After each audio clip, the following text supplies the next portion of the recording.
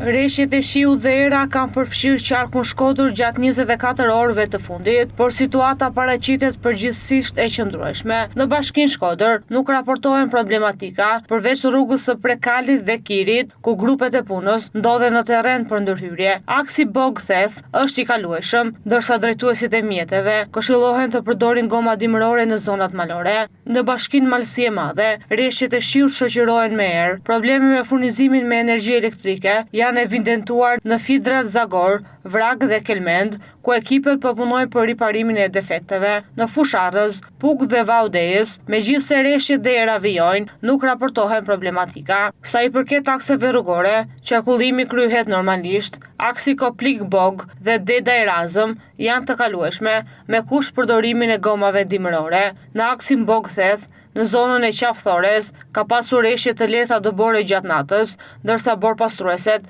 janë në terren.